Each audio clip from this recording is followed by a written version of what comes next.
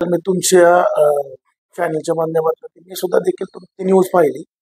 2,000 रुपयात प्लॅन बनवून मिळतो. तर मी तुमच्या चॅनलच्या माध्यमातून त्यांना जाहीर आवाहन करतो. मी जे प्लॅन बनवलेला आहे तो प्लॅन तुम्ही जर मला बनवून दाखवा किंवा हे केलं तर मी तुम्हाला 1,00,000 रुपये देतो. मला दिवसभरात बनवून दाखवा. काय होतं, खोटं आश्वासन देणं, खोटं बोलणं ह्याने विकास होत नाही. आम्हाला विकास करायचा आहे. दादाला खोटं नाटं चालत नाही. आदरणीय अजितदादा पवार यांच्या माध्यमातून जो मी प्लॅन तुम्हाला दाखवलेला आहे तोच प्लॅन अंतिम कसा होईल, दादांना कसा आवडेल, लोकांना कसा आवडेल यासाठी मी येणाऱ्या काळात माझे प्रयत्न असतील.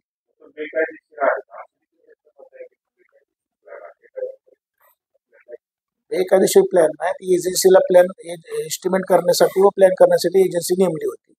पण आमचा कार्यकाळ 2021ला संपल्यानंतर एक विषय तसाच पेंडिंगला पडला. त्यामुळे आम्ही स्वतः खर्चाने की मी झोपडपट्टीत राहतो, माझ्या लोकांच्या हितासाठी भल्यासाठी तिथं काय सुविधा असाव्या त्या दृष्टिकोनातून मी पुढच्या बाजूला 3 मजले गाळे, पाठीमागच्या बाजूला घरं, खाली पार्किंग, स्कीम मध्ये वयस्कर लोकांना 4थ्या मजल्यावर चालता येणार नाही म्हणून लिफ्टची सोय असावी, वर लाईटचे सोलर असावे जेणेकरून मेंटेनन्स कॉमनचं लाईट बिल त्यातनं मागावं. असं मी एक या ठिकाणचा स्थानिक रहिवासी मधून नगरसेवक म्हणून मी स्वतः ते तयार केलेला आहे. येणाऱ्या काळात मी तो नगरपालिकेच्या माध्यमातून देखील तयार करून पुढील कायदेशीर बाबीची पूर्तता करून घेईन.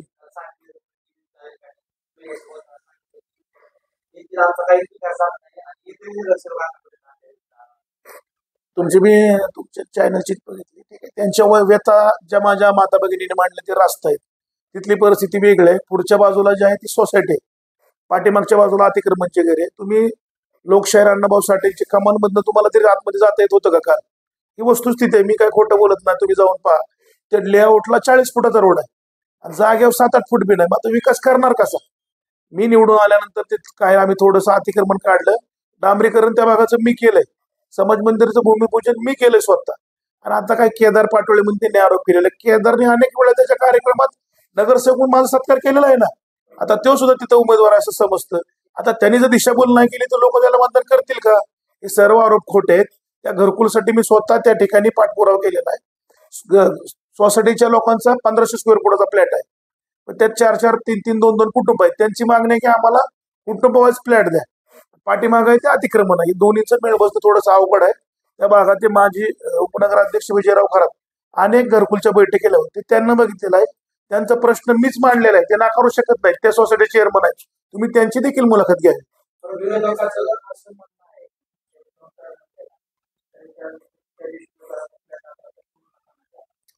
2 टर्म गेल्या. पहिल्या टर्म मध्ये माझी पत्नी 12 ते 17 या कालावधी त्या भागाची नगरसेवक होती. सुहासनगरचं काम त्या कालावधीत झालेलं आहे. प्रतिभानगर हा झोपडपट्टी स्लम एरिया आहे. इतर अंतर्गत रस्ते, गटरी असेल, लाईटचे असेल, पोल बिल जे सुखी नागरिकांना जी सुविधा लागते ती मी सगळं कामं केलेलं आहे. ज्या ज्या ठिकाणी आम्हाला काही ठिकाणी कामं करायच्या, इंदापूर रोडला छोट्या छोट्या बोळ आहेत, त्या लोकांची मागणी आहे घरकुलची, त्या ठिकाणी मी नगरसेवक नव्हतो. यानं आता मी तिथून उभा आहे आणि त्या लोकांना मी ठामपणे विश्वास देऊ शकतो की दादासूनगर, इंदापूर रोड, वरखे नगर, प्रबोधनगर या भागाची झोपडपट्टी हे पुनर्वसनाचं काम आदरणीय अजितदादा पवार यांच्या माध्यमातून ठामपणे आम्हीच करू शकतोय आणि ते आम्हीच करणार.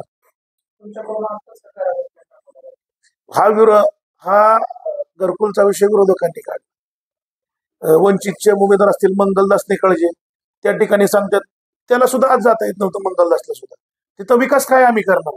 आमच्या लोकांची परिस्थिती, मी स्वतः झोपडपट्टीत राहतो, आमचे 10 बाय 10चे घर आहेत, 2 भाऊ आहेत, एक लग्न झाले की आम्हाला शेजारी एक झोपडी टाकायला लागते. आमची आर्थिक परिस्थिती खराब आहे. त्यामुळं तिथली परिस्थिती आहे ती सत्य आहे, पण त्याला नगरसेवक जबाबदार नाही. ही पूर्वीपासून झोपडपट्टी आहे, ते पुनर्वसन करण्याचं काम नगरसेवकाचं आहे. तुमच्या न्यूज चॅनलच्या माध्यमातून माझ्या मतदार बंधूंना विनंती करतो, या आंबेडकर चळवळीतल्या सामान्य कार्यकर्ता आहे.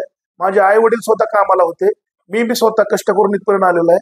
मी तुम्हाला एक विश्वास देतो, तुमचं मत वाया जाऊ देणार नाही. येणाऱ्या काळात त्या ठिकाणी झोपडपट्टी पुनर्वसनचा प्रकल्प, तिथे राहणाऱ्या लोकांना पक्के घरं मी आदरणीय अजितदादा पवार यांच्या माध्यमातून मीच मिळवून देऊ शकतोय आणि मीच मिळवून देणार.